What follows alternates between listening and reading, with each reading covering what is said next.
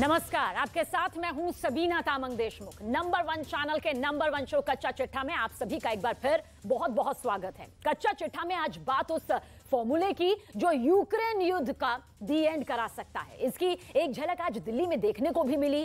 मौका था G20 देश के विदेश मंत्रियों की बैठक का, और इस बैठक में यूक्रेन महायुद्ध के बाद पहली बार अमेरिकी विदेश मंत्री ब्लिंकन और रूसी विदेश मंत्री सर्जेई लावरोव ने यूक्रेन मुद्दे पर बातचीत भी की।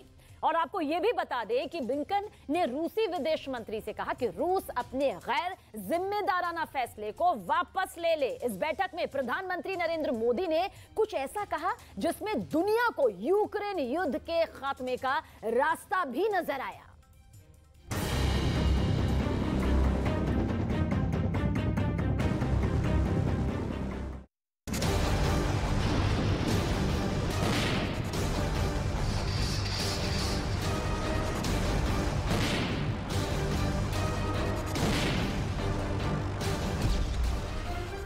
जब यूक्रेन में गोलों की बरसात हो रही है,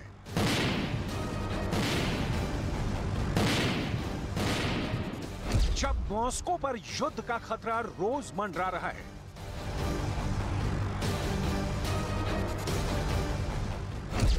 दुनिया एक तरफ व्लादिमीर पुतिन को देख रही है और दूसरी तरफ ज़ेलेंस्की पर नजरें गड़ी हुई हैं। ऐसे वक्त में दुनिया भारत पर भरोसा जता रही है। दुनिया प्रधानमंत्री नरेंद्र मोदी की ओर आशा भरी नजरों से देख रही है। सवाल है, क्या रूस यूक्रेन युद्ध को रोकने में भारत एक बड़ी भूमिका निभाने जा रहा है? दुनिया के ताकतवर मुल्कों के विदेश मंत्रियों ने दिल्ली में प्रधानमंत्री नरेंद्र मोदी से मुलाकात की। इस मुलाकात को पूरी दुनिया बहुत ही भरोसे के साथ देख रही है। वजह है रूस यूक्रेन युद्ध।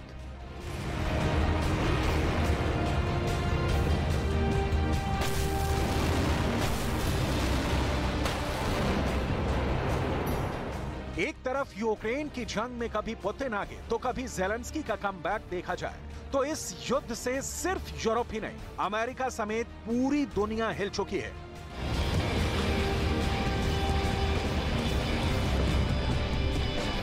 यूक्रेन से उड़े ड्रोन मॉस्को की दहलीज तक पहुंच रहे हैं। यूक्रेन की ये हिमाकत परमाणु युद्ध को दावत दे रहे हैं।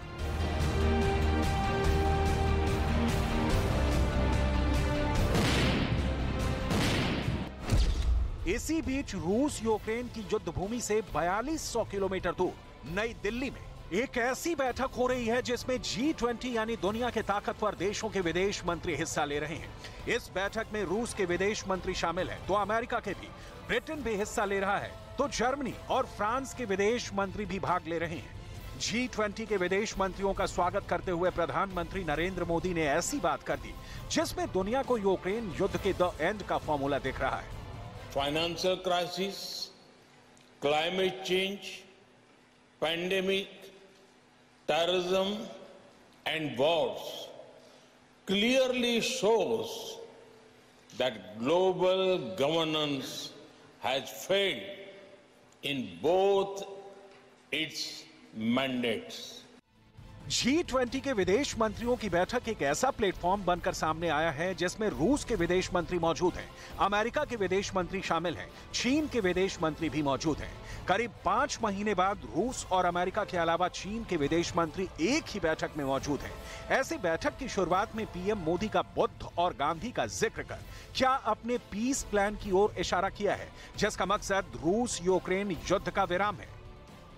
We should not allow issues that we cannot resolve together to come in the way of those we can. As you meet in the land of Gandhi and the Buddha, I pray that you will draw inspiration from India's civilizational ethos to focus not on what divides us, but on what unites us. नई दिल्ली में G20 के विदेश मंत्रियों की बैठक में 7 महीने बाद ऐसा पहली बार हुआ है जब अमेरिका के विदेश मंत्री और रूस के विदेश मंत्री पहली बार एक छत के नीचे साथ आए। जुलाई 2022 के बाद पहली बार रूस, अमेरिका और यूक्रेन के विदेश मंत्री किसी बैठक में एक साथ शरीक हुए हैं। सवाल है, क्या रूस यूक्रेन युद्ध पर फैसला भारत में होने वाला है?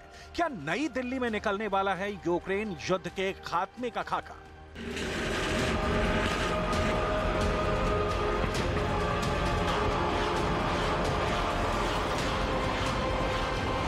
We are meeting at a time of deep global divisions.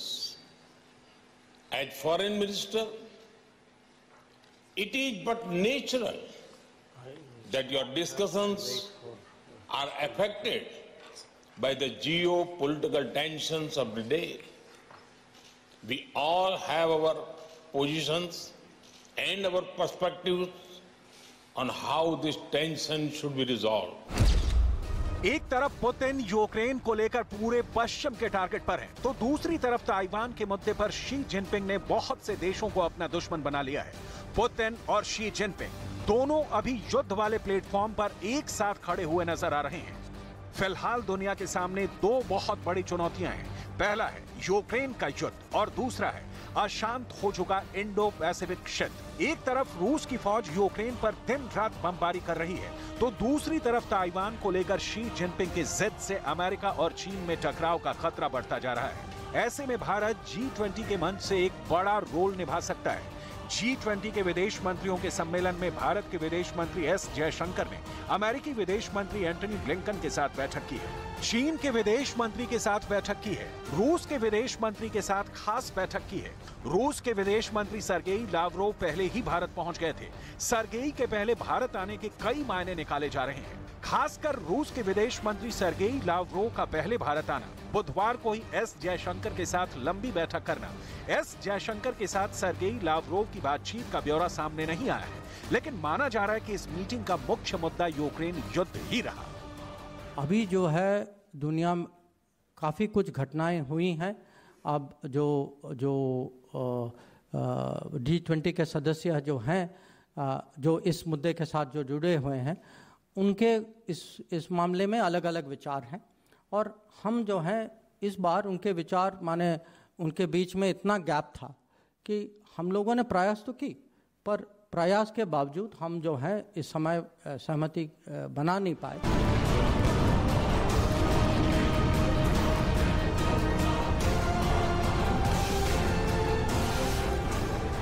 Bharat और रूस के रिश्तों को देखते हुए दुनिया के कई देश अपील कर चुके हैं कि प्रधानमंत्री नरेंद्र मोदी को यूक्रेन जंग रुकवाने में बड़ी भूमिका निभानी चाहिए। अमेरिका का कहना है पुतिन को नरेंद्र मोदी ही रोक सकते हैं, भारत ने ही परमाणु युद्ध को रोकने में मदद की है। मैक्सिको का कहना है मोदी ही रूस को रोक सकते हैं। फ्रांस की भी दुनिया के सामने दलील है, पीएम मोदी पुतिन को मना सकते हैं। जर्मनी का कहना है युद्ध पर भारत की सोच से जर्मनी सहमत है। रायसीना डायलॉग के लिए बतौर चीफ गेस्ट दिल्ली पहुंची इटली की पीएम जॉर्जिया मेलोनी को नरेंद्र मोदी ने रिसीव किया। इटली की प्रधानमंत्री के साथ पीएम मोदी की द्विपक्षीय बातचीत हुई। दोनों देशों के बीच ज्वाइंट मिलिट्री एक्सरसाइज का ऐलान किया। इसके बाद ज्वाइंट प्रेस कॉन्फ्रेंस में इटली की पीएम ने प्रधानमंत्री मोदी को ग्लोबल लीडर बताया। Mr. Modi has reached, I think, is the most loved one of all around the world. But I mean, this has really proven that he has been a major leader, and congratulations for that, Prime Minister. Putin ने इस वक्त पूरी दुनिया से टक्कर ली हुई है। America और यूरोप में उन्हें आर्थिक रूप से अलग थलग करने की कोशिश की, प्रतिबंध लगाए, लेकिन पुतिन ने हर चैलेंज का सामना किया। भारत भी उन देशों में से है जिसने रूस पर लगी पाबंदियों की फिक्र किए बिना पुतिन का साथ देने का फैसला किया। जंग शुरू होने के बाद भारत ने रूस से भारी मात्रा में क्रूड ऑयल इंपोर्ट किया। ना सिर्फ इंपोर्ट किया बल्कि उसे रिफाइन करके एक्सपोर्ट भी किया और इस तरह अपना विदेशी मुद्रा भंडार बढ़ा लिया। अमेरिका और उसके सहयोगी देश इस पर अब चुप्पी साधे हुए हैं। चुप्पी की वजह है भारत का दुनिया में बढ़ता कद। दरअसल अमेरिका को एशिया के अलावा दुनिया के कई हिस्सों में चीन से मुकाबला करने के लिए भारत की जरूरत पड़ेगी। इस वजह से वो भारत को नाराज नहीं करना चाहता। यही वजह है कि भारत की रूस के साथ दोस्ती पर भी वो कुछ भी कहने से परहेज करता है। रूस यूक्रेन युद्ध के बीच भारत पर पूरी दुनिया की निगाहें हैं। यूक्रेन युद्ध के शुरू होने के बाद से प्रधानमंत्री नरेंद्र मोदी और पुतिन समरकंद में मिल चुके हैं। इसके अलावा पुतिन से मोदी कई मर्तबा फोन पर बात कर चुके हैं।